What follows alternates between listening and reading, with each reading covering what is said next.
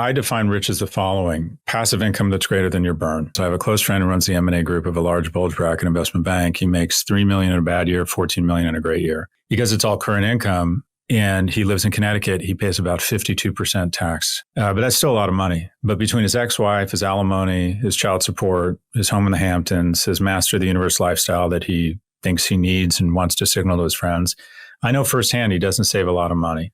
And it is an enormous source of stress for him and on his marriage.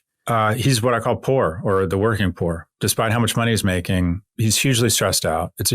Money and the need for money is a huge source of stress for him. My father, between his Royal Navy pension and Social Security, and he owns about a dozen washing machines that he collects quarters from in trailer parks, he makes about $52,000 a year without really working. He enjoys going and collecting quarters. My dad is Scottish. He's like tragically cheap. I'm pretty sure he goes home, lays the quarters out on his bed and rolls around them in them. I think that's probably fun for him. But his passive income, he spends $48,000. He's rich. His passive income is greater than his burn. That's the definition of rich. So that's the goal. You want to be rich. You want an absence from anxiety. You want to be able to live well without having the obligation. The algorithm itself, or the equation itself, is the following. The first is focus. And it goes back to what we said earlier. Find something that you're naturally good at, that you can become in the top 10 or top 1% in an industry that has a 90+% employment rate, and focus on it. I hate side hustles. Side hustle is fine for exploration if you're not happy with your main hustle and you can't give it up because you need the money, but it's exploratory. And if your side hustles are going on too long, it means you got to change your main hustle. Because I would bet, and I'm fairly confident the research shows this, that the incremental 10 or 20% effort reinvested into your main hustle will provide greater return than the distraction caused by an incremental side hustle. So find something you're good at that you could become great at through focus. And that's your job. Find that thing. That's not easy. The rest is the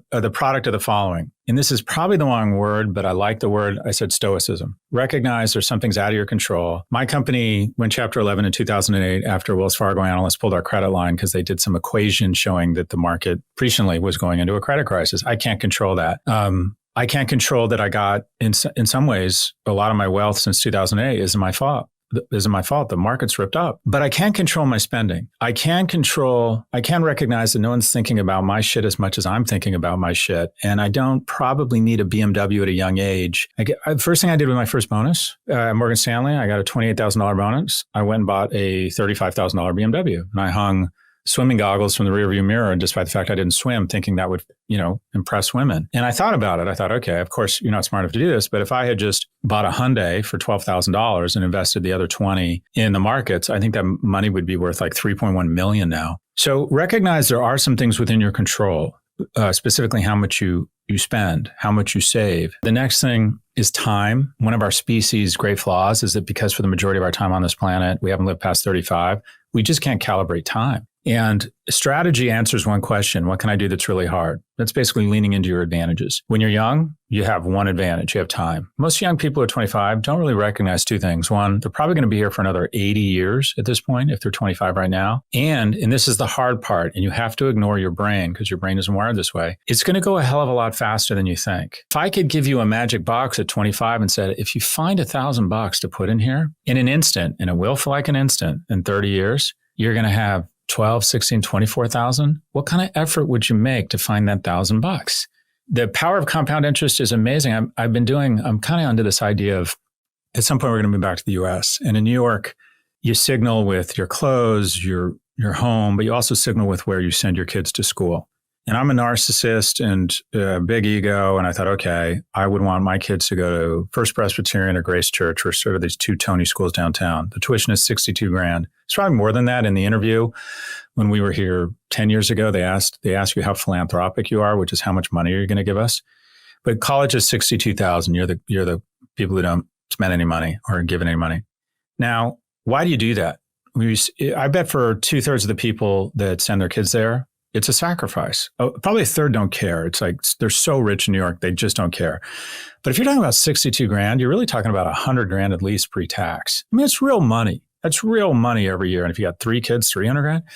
So for people, it's a financial strain, which you could argue puts strain on the whole household. Kids pick up on that strain. And why are you doing it? Well, I want to give my kids Everything. Well, what's everything? Well, I want to give them the best chance to get into great college. Okay, why? So they can have, more options than I did growing up. What do you mean by that? What do they get? Well, a better job, more opportunity. Well, why do they need more opportunity, a better job? Well, so that at the end of the day, they can do what they want and maybe get some economic security and afford a home and have a family and have economic security and have an absence from stress. I'm like, okay, got it. Instead of sending them to First Presbyterian, there's a lot of research showing that the best school for kids is the one closest to their home, and then reinvest that commute time in studying, sleep, play, and try and be disciplined. Take that $62,000 a year from the age of 4 to 18 and invest it in low-cost ETFs. On average, they've returned 9% since 2008, 8% now, 11% since 2008, 8% since the beginning of the market. Assume it does 8%. Assume you are wrong. You sent that kid to public school and you screwed up. They didn't get into the best college. They ended up with a mediocre career. They have trouble buying their first home. They can't live the life that you got to lead or that you'd really hope for them. Here's what's going to ease your pain. If you were disciplined and reinvested that money you would have spent on Grace Church, by the time they are 35, you'll have $5.3 million to give to them. That will ease a lot of economic anxiety. So I would just love to have a banner that says public school or 5.3 million. People just don't realize how fast time goes and how powerful compounding is. And then the last thing, and this is something, do as I say, not as I do. It really killed me a couple times. Took me from wealthy to not wealthy. I've been rich 3 times. This is the 3rd time, and I'm really hoping it sticks this time. But the first 2, it went away. And it's because I didn't understand diversification. I always assumed that if I threw myself into anything, that I should go 110% in, not only with my time, but my capital, and that anything I devoted 110% of me to, because I was so awesome, that I could move mountains. And you need to recognize that market dynamics will trump individual performance all of the time. Most of my success and my failure is not my fault. And the way you protect against that is diversification, because diversification is your Kevlar, because you don't need to be a hero. You don't need to find the needle in the haystack. You can buy the whole haystack. And again, see above, time will go fast. You'll be financially secure. And Kahneman wrote about loss aversion theory. The joy you'll get from being smart enough to pick NVIDIA 2 years ago, which most of us were not, the joy you'll get of like a lack of diversification and the potential upside it offers is a fraction of the pain you will feel when NVIDIA gets cut by 90%. So for your own financial well-being, much less your own mental well-being, embrace diversification. So focus, find what you're good at, double down on it.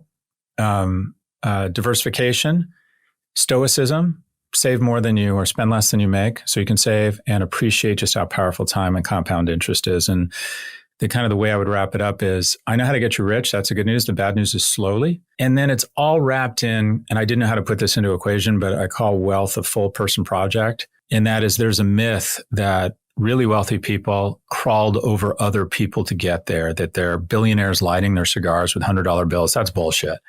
The majority of self-made people are actually good people. They're high character. And the reason why is, if you want to be really wealthy, you need to collect allies along the way. People have to want to put you in a room of opportunities, even when you're not physically in the room. They want to give you the benefit of the doubt. They want to go easy on you when you fuck up. They want to include you in deals. They want to come to work with you. They want to present opportunities to you. And the only way that's going to happen is if you show generosity and character from an early age.